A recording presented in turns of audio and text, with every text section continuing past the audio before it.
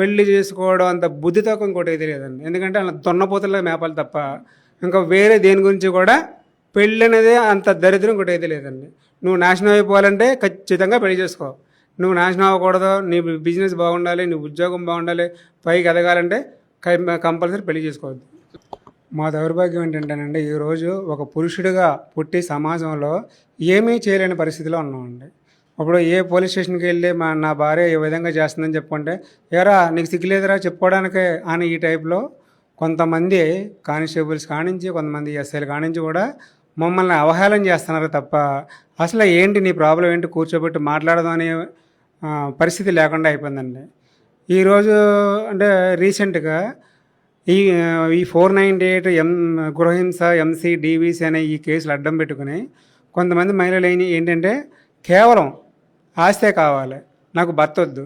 ఇప్పుడు రీసెంట్గా నాకు ఇన్స్టాగ్రామ్లో ఈ మధ్యకాలంలో చూస్తున్నానండి, కొంతమంది భార్యలు ఏంటంటే 60 సంవత్సరాలు ఉన్నవాళ్ళు, 60 సంవత్సరాలు ఉన్నవాళ్ళు ఒక 33 సంవత్సరాల కుర్రోడిని పెట్టుకుని అక్రమ సంబంధం పెట్టుకుని భర్తను చంపేస్తున్నారండి. భర్తను చంపేసి ఆ భర్త ఆస్తి వాళ్ళు అనుభవించాలని. కానీ ఇక్కడ వాళ్ళ మీద కూడా కేసు పడుతుందని ఆలోచించలేదండి. ఆ క్షణికావేశం ఏంటంటే ఆ భర్తను చంపడానికే ప్లాన్ చేస్తున్నారండి. ఇప్పుడు చంపడం అనేది ఎక్కడ దాకా కరెక్ట్ అండి? తర్వాత ఇంకోటి ఏంటంటే ఈ 498 ఎంసీ డీవీసీ అనేది మాకు కూడా ఒక ఉద్యోగంలాగా అయిపోయిందండి. కోర్టుకి వెళ్ళాలి, పోలీస్ స్టేషన్కి వెళ్ళాలి, లేకపోతే లాయర్లు గారు పిలుస్తారు, మాకు కూడా టైం వేస్ట్ అవుతుంది. అందుకు మేము గవర్నమెంట్ ఏమంటున్నాం అంటే, అయ్యో ఎలాగ 498 గృహహింస ఎంసీ డీవీసీ ఎలాగ మా జీవితాలు నాశనం చేశారు కనుక నెలకి మాకు కూడా ఒక ₹1,00,000 అంటే ఇది అన్ని ఉద్యోగాల కంటే చాలా టఫ్ ఉద్యోగం ఉండేదండి. ఎందుకంటే జీవితాలు కోల్పోతున్నాం అండి ఇక్కడ. అందుకని మాకు కూడా నెలకు ఒక ₹1,00,000 శాలరీ ఇస్తే మేము వాళ్ళందరికీ ఇచ్చుకుంటూ వెళ్తాము. అయ్యా దేహి అని అడుకుంటున్నాను మేము ఈరోజు రోడ్డు మీద అండి. ఇక్కడ ఒకటి, మీరు అంతగా ప్రభావితం చేయడానికి కారణం ఏంటి మిమ్మల్ని? అంటే 2014 నుంచి 10 సంవత్సరాల పాటు ఈ సంస్థను నడుపుతున్నారు, అనేక మంది బాధితులు మీ దగ్గర ఉన్నారంటున్నారు. అసలు మీరు ఆ రకంగా మారడానికి, ఈ ఒక్క అసోసియేషన్ పెట్టడానికి కారణం ఏంటి? ఈ చట్టాల వలన చాలామంది ఏంటంటే ఎంత మంచిగా ఉన్నా సరే మంచిగా ఉండనిస్తలేదని మమ్మల్ని ఒక క్రిమినల్గా తయారు చేస్తున్నారు. అది కూడా ఎలాగంటే ఒకవేళ జైలుకి వెళ్ళామనుకోండి, మా పక్కన క్రిమినల్స్ ఉంటారు. మేము ఎంత చదువుకున్నా లాస్ట్కి వచ్చేది ఇదే బతుకు కదా.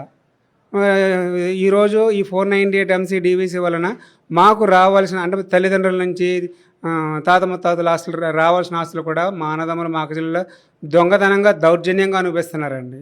వాళ్ళకు కొంతమంది పోలీసు వారు సపోర్ట్ చేస్తున్నారు, కొంతమంది రాజకీయ నాయకులు సపోర్ట్ చేస్తున్నారు. ఈ రాజకీయ నాయకులు కూడా ఏమంటున్నారంటే, ఎరా నీకు అన్న ఉన్నాడా, సరే ఆ అన్నం చంపే, లేదా తమ్ముడిని చంపే, ఆడు భార్యాభార్యలు కదా, ఆడికెందుకు ఆస్తి. ఎవరో కదండి, రీసెంట్గా నేనే అనిపిస్తున్నాను. ఈరోజు నా కాలు బాగాలేదండి, నాకు యాక్చువల్గా షుగర్ అండి, నాకు చేతబడి చేపిస్తున్నారు. నా తల్లిదండ్రులకి చేతబడి చేసి నా అన్న కేవలం ఆస్తి గురించి చేస్తున్నారు. మా అన్నయ్య అండి, మా అన్నయ్య జిఎస్ గోపాల్ రెడ్డి, అతను హైదరాబాద్లో కరాటే బ్లాక్ బెల్ట్ అండి.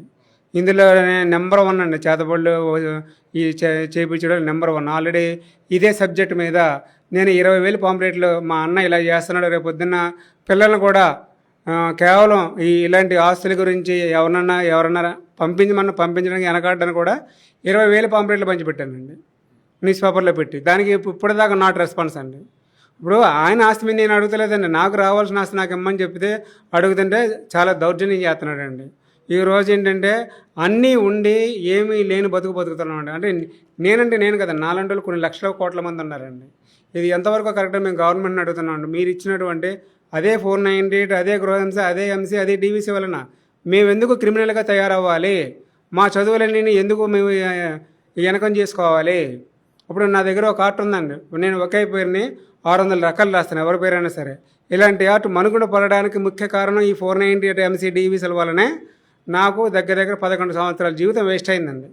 ఫస్ట్ టైం వల్ల, సెకండ్ టైం వల్ల 8 సంవత్సరాల జీవితం వేస్ట్ అయింది. నాకు ఆ జీవితాన్ని ఈ గవర్నమెంట్ ఏమైనా ఇస్తుందా అంటే? నాకు కాదు, నాలంటి వాళ్ళకి. అంటే 2 పెళ్ళిళ్ళు చేసుకున్నారు? ఒక అమ్మాయికి ఫస్ట్ అమ్మాయికి డైవర్స్ ఇచ్చామండి. ఆమె 18 కేసులు పెట్టిందండి. కోర్టు నుంచి డైవర్స్ తీసుకుని సెకండ్ అమ్మాయి చేసుకున్నామండి. అసలు చెప్తున్నాను కదండి, ఈ రోజుల్లో పెళ్లి చేసుకోవడం అంత బుద్ధితో ఇంకోటి అయితే లేదండి. ఎందుకంటే అలా దున్నపోతుల మేపాలి తప్ప ఇంకా వేరే దేని గురించి కూడా పెళ్ళి అనేది అంత దరిద్రం ఇంకోటి అయితే లేదండి. నువ్వు నాశనం అయిపోవాలంటే ఖచ్చితంగా పెళ్లి చేసుకో. నువ్వు నాశనం అవ్వకూడదు, నీ బిజినెస్ బాగుండాలి, నీ ఉద్యోగం బాగుండాలి, పైకి ఎదగాలంటే కంపల్సరీ పెళ్లి చేసుకోవద్దు.